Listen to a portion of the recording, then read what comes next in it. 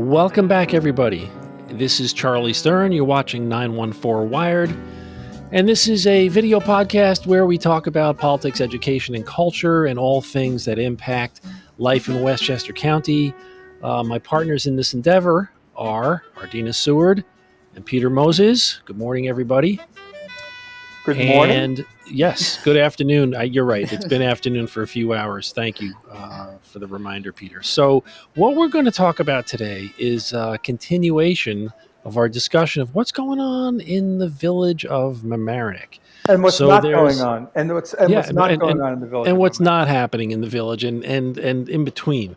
So we had a couple of folks on talking about their opposition to an affordable housing proposal.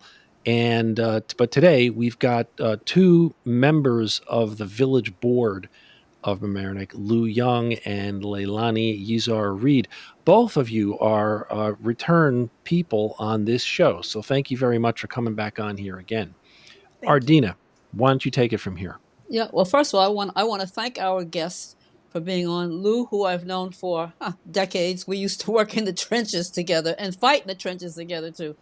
And we have Leilani Yizar, who is a resident of Mamaroneck. And I can't thank you guys enough for being on the show because we're talking about a very controversial topic, shall we say, and I'm putting that mildly. Both of you are members of the Board of Trustees for the Village of Mamaroneck, and both of you are for affordable housing. We had two people on last week who vigorously defended their positions of being against it. So I guess, Leilani, I will throw it out to you. Why are you supporting affordable housing for the village of Mamaroneck? I support it because I think that for many years, the village has, for I guess not years, but decades, the village of Mamaroneck has tried its best to provide different types of housing in Mamaroneck, but it's been a slow decline. And that a lot of people who used to live in the village no longer can. Even myself, I left the village because I couldn't, years ago after college, I left because I couldn't afford to live here. But I give thanks that I was able to come back. And I think it was 2016 or 2016 that I came back with my husband. But it's something that is needed. The cost of living is gone up and it's not matching with people's wages. So we have to figure out a way for people to be able to live and not live. Not saying that living beyond their means, but living within their means and having a variety of housing that people could afford is important to all. And Lou, you and I have covered affordable housing topics in our previous careers for ages. So we've basically seen all sides of it. You are taking a position in favor of affordable housing because you are wearing a different hat now. So in terms of your new capacity as a Village of Mamaroneck official, why are you defending it? Because we need it. Basically, the situation we have and the disconnect between the housing prices and the demand for housing and the availability of it is unprecedented. Unprecedented. That is a direct quote from our previous planner, Greg Cutler. And it's regionally unprecedented, and it affects everybody. But, if you have to be rich to move to any of these communities, that might be okay if it's a community that is kind of monochromatic or not very diverse. Because that's sort of their basis, sort of their reason for being. That's why they're there. It is what they are already. This community is diverse, has been diverse, and is losing its diversity because most of the people who aren't rich, who live here already, could not possibly afford to move here if they wanted to do it today. So it's driving people of less than affluent means out, and if we don't address it, the community will change dramatically. And it's not a small emergency; it's a big emergency. Let me ask you a question. I brought this up last week, and the two people who were on the show had never heard of this before. But there are programs across the country called workforce housing. Are you familiar with it? Yeah, because the guests last week were unfamiliar with it. Have you considered as the affordable option to put in workforce housing so that teachers and police officers and firefighters could live within the communities that they serve? Well, I don't. I mean, I'll ask Lonnie. Go ahead, Lou. I'll go after you. I'm thinking this. I mean, I think if you build it, they will come. These are not giveaway apartments. They're No, they're not not. cheap to live in. Some of them are thousands of dollars a month, and you have to have a job. And what kind of job does that person make? And they will come. I don't think you have to necessarily gauge it to those specifics. But the people who will live in those apartments are people who have those kind of jobs and will work in the area. That's just the way it will be. It's not going to be somebody from the Bronx who just decides they want to move here. I mean, they'll want to live in Mamaroneck. They'll have to have a job. They'll be more likely to want to live here if they have a job here. They're not going to move here if they work in Queens. I mean, it just makes sense. And this idea that you've got to restrict it somehow very, very locally, that only local people can get in, that's code for a lot of things. What's the code? Yeah, Lou, I want to pick up on that point, okay, real quick, because one individual. So we had for frame of reference here. If you're listening for the first time, we had a show last week where we talked to a couple of folks who were opposed to this affordable housing proposal. And a lot of people watched it. And one of the people who watched it was a former mayor of Mamaroneck, guy named Tom Murphy. And he actually posted a comment. I'm going to read it. He said, "I never promised anyone that the apartments would exclusively go to the Mamaroneck residents. That is what the opposition has been saying to discredit the project." So I think that's significant because it's possible for a small number of people, a vocal number of people, to kind of say things that bias the broader view of the issue. And I think maybe that's some of what's going on here, as underscored by the former mayor. Well, I know that what we witnessed, and I don't want to discredit any person or take away their feelings and their opinions about the affordable housing, because what they feel it is or what it could be is their feelings are valid and their opinions are valid. But we've had people at meetings for affordable housing and opposed, and people who will stand up and say, "I know that this housing is not guaranteed to me."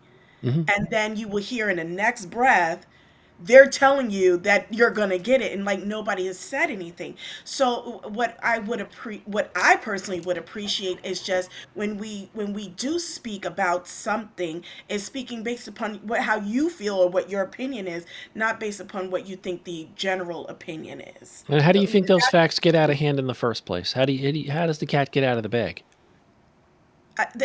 Well, we were kind of talking before we started recording about how the internet has allowed us to, just put out information and sometimes make it truth. And sometimes You mean misinformation and make it true? misinformation. It could be information, misinformation, but oftentimes there could also be that a person, not saying that's what the former mayor did, but if I sat there and said something in a meeting and then I have to backtrack because, okay, I was like, well, I did not mean it, and I apologize for misstating something. So that could be misinformation, or you can find something on the internet and that could have worked in another area, but it may not work for the village. It's just a lot of variables as to how misinformation could go out.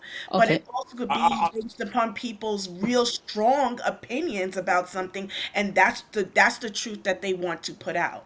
And Well, I mean, yeah, Lou, I want to get back to a point that you made earlier, where you alluded to something called code. What define code? we don't want like outsiders. I mean, it could be.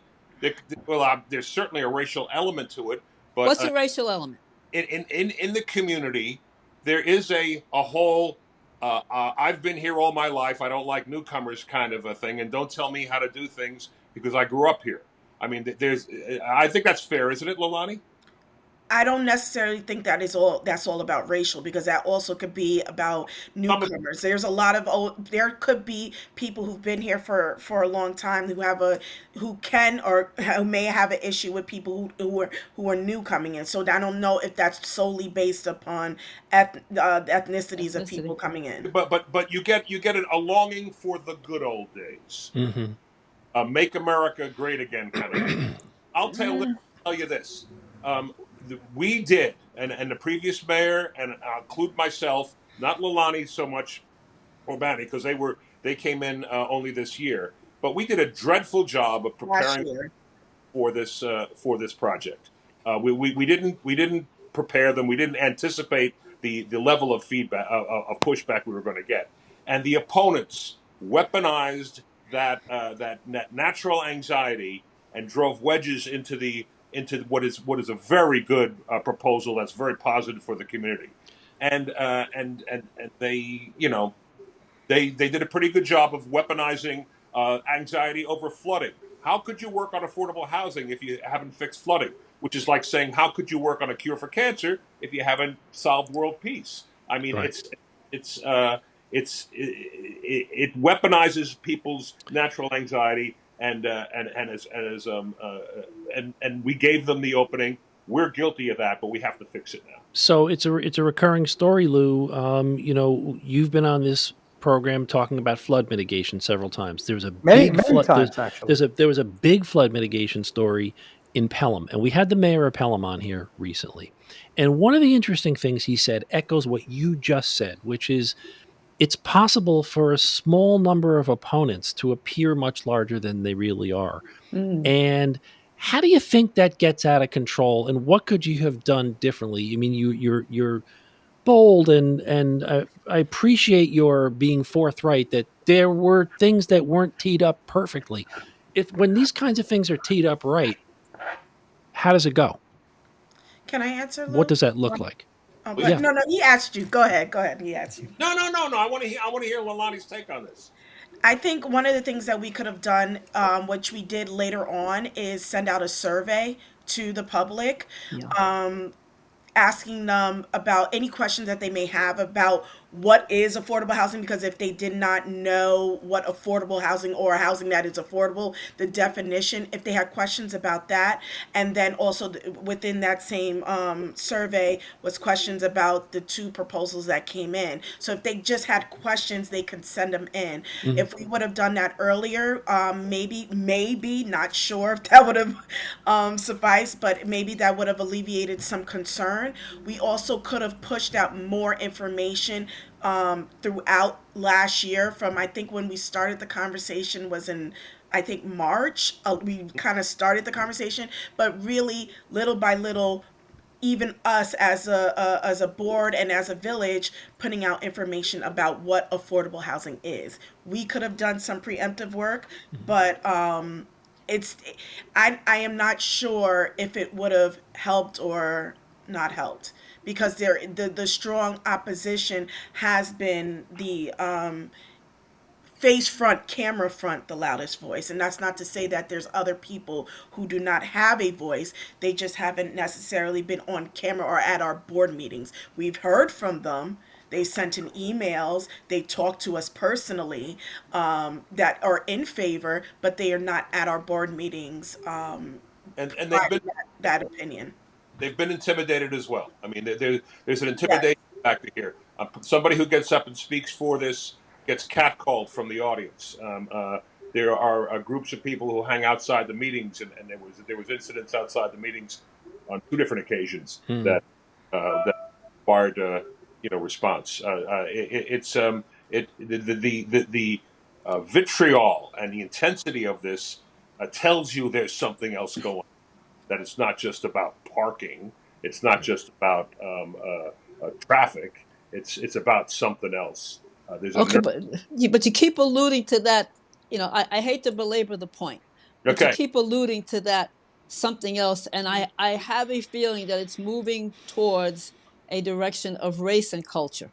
Oh yeah. Uh, if that's what you're alluding to, so let's meet the dragon. If you're talking about if you're talking about at the heart of this is race and culture, then bring it on, Lou. Tell us what you mean. Well, there's an element there. I mean, there's the discussions we've seen, glimpses of inside these closed Facebook groups. The some of the comments that are clearly race based. Oh, you're not going to advertise it in the Bronx, are you? I mean, that kind of thing. Some of the comments we've gotten from some of our Hispanic citizens, pointing at pictures of people who were outside the meeting saying, that person said, don't speak Spanish. That person said, go back to where you came from. There was tension there. And the history. 2006, the village was a national poster child for intolerance in dealing with day laborers.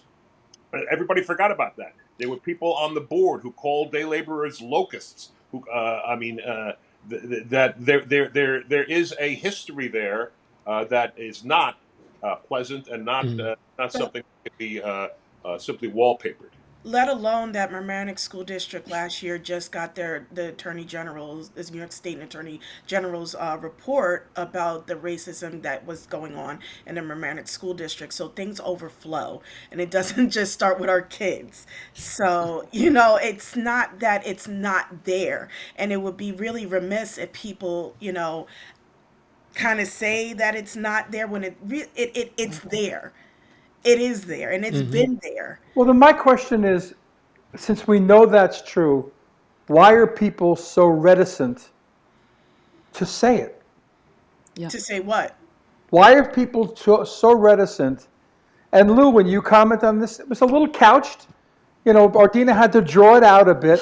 Why can't you call racism? I mean, I know that you're. I Because know it's that not. you're just Because trying it's to be. not. I don't think that's the full There, I don't want picture. I to. don't think that's the Well, full picture. okay, give Lou a chance.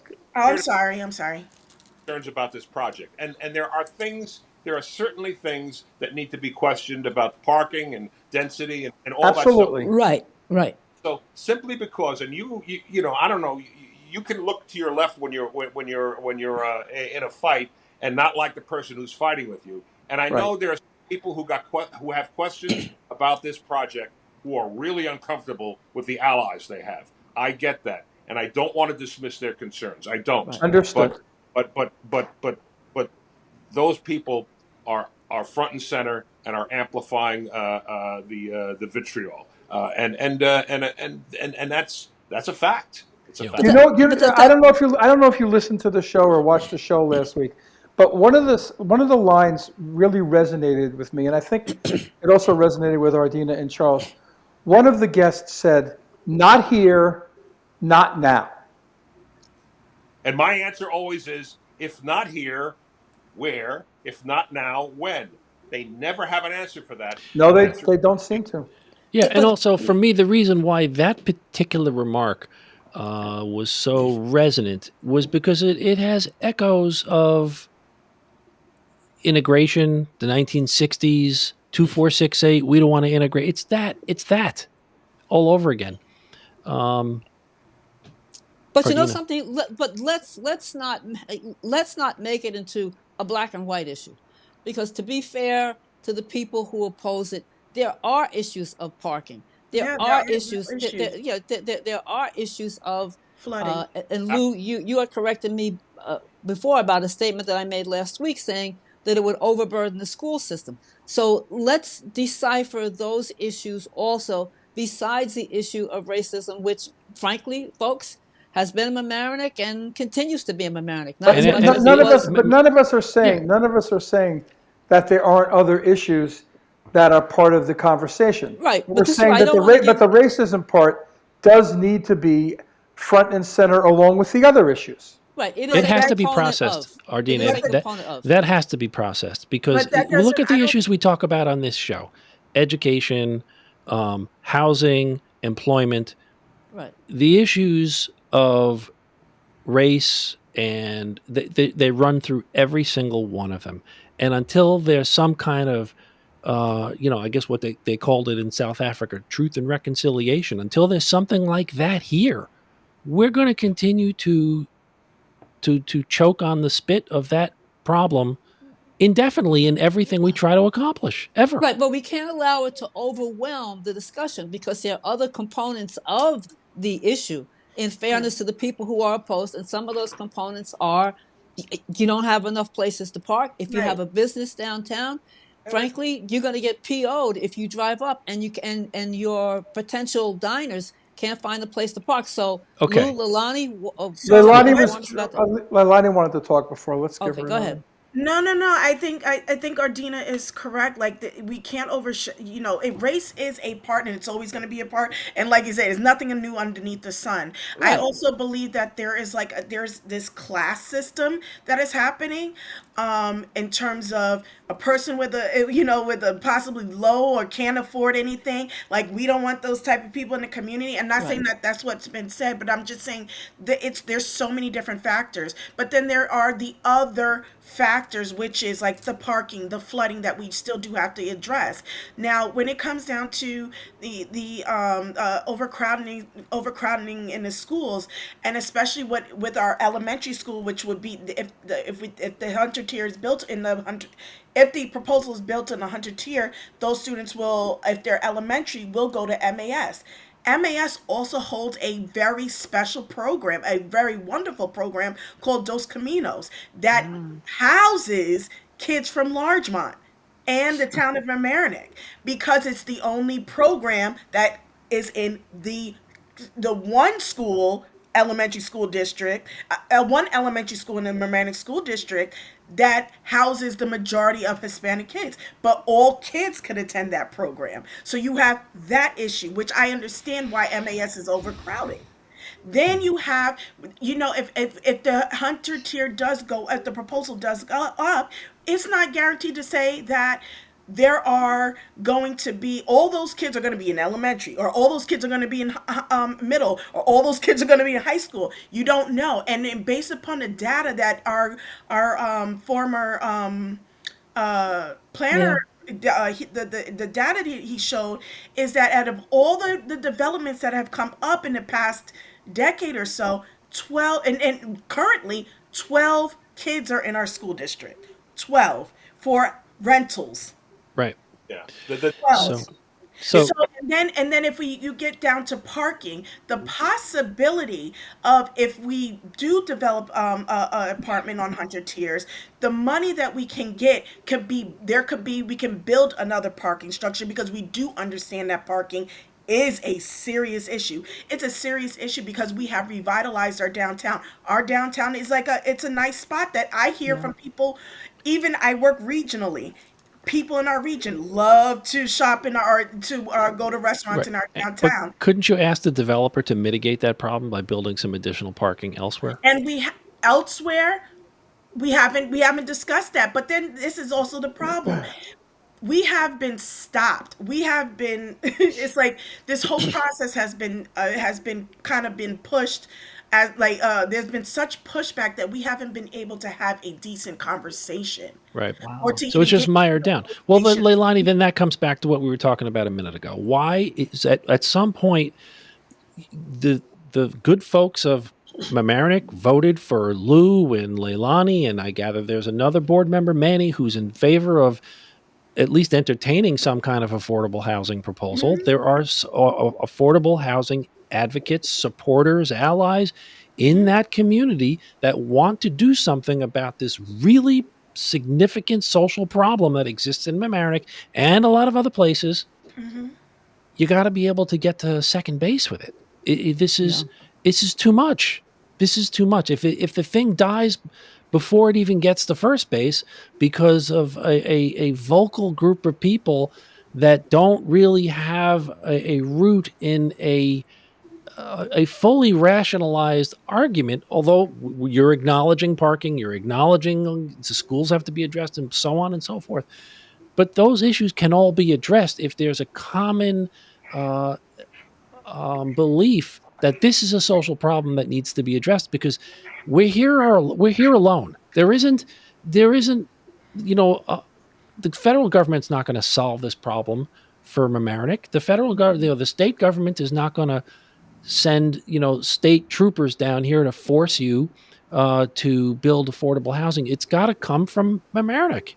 Well, and let me. and that to even to that point, I'm sorry, even to that point, like you said, the state troopers are not even going to come down in here and help and tell us how to fix our flooding, because the A's can't even get their lives together to Army do Corps. the thing. But we also, and this is something I said at the last meeting, I said we have to finally rip the Band-Aid off, and Yeah. we have to sit here and make a decision. Get the information, make a decision, and keep it flowing. But we have been so stagnant for so long, and you have a lot of things failing, and it's like now we see we have to pay for things, or we have to get things done, and then it becomes, well, we don't have any money. Right. And And you so have a sort of an indefinite loop of we have delays. to fix things. Hey, Charlie, real quick. State and feds are involved in this. There's a ton of money available for these projects. Right. That's what's going to build them. State and federal money. That's where the money's going to come from. I can tell you that workforce housing is supported by New York State, because I used to Yes. work for the agency that managed it. I worked for the New York State Department of Housing and Community Renewal. There's this now. A year ago, the village board decided to head down this path toward affordable housing. We made that decision and we went there. If this board or a subsequent board were to reverse course in the face of this kind of opposition, we might very well find ourselves on the wrong end of a federal civil rights lawsuit. And Lou, and here's my point. If the federal government is supportive with a funding stream and state and so forth, the will still has to be at the local level, because if it isn't, you wind up in federal court. That could take 10 or more years to resolve. Still no affordable housing. So the will has got to happen down at the local level, where you folks are brave enough to venture. Well, that's what You just try to you do. just Going to try you to just fix the problem that we allowed to take hold here. you just open the can. I know we're coming to the end of the discussion, Lou, but I just want to kind of leave it hanging here. Did you just open a can of worms when you talk about the feds getting involved? Does that mean that the feds would get involved in the process of building or litigating against your opponents? No. What could, and I don't know how it would happen, but what could happen is somebody, and these are very large organizations, very well funded organizations that have begun this process. If we change course now, with this tenor of opposition, they have to question, well, why did you change? And does it rise to the level of a federal civil rights lawsuit? And some people think it might. That is what happened years ago in Yonkers. And if that happens, folks, there will be enough to talk about to keep 914 Wired going to the year Another decade. 3000. So, Leilani and Yes. Lou, I want to thank you both for coming on the program. Leilani Yizar-Reid and Lou Young are Yizer. village Yizer, Yizar-Reid. yes, Thank it you. is I Yizer. apologize, Leilani, No for worries. that. These folks have run for office, and they march into the village hall on a monthly basis, probably more often, and they make the case to move things forward in the village of Mamaroneck. So thank you for coming on the show and talking about it. And that's going to wrap it up. If you're watching here, please click the subscribe button so that you find out when there's new episodes. If you're listening to the podcast, click follow, and that way you'll get a little tickler when there's a new podcast episode. So on behalf of my colleagues, Ardina Seward and Peter Moses, thank you very much again for being our guest. Thank you for tuning in, and we'll talk to you on the next episode of 914 Wired. Thank you. Bye-bye. Thank you.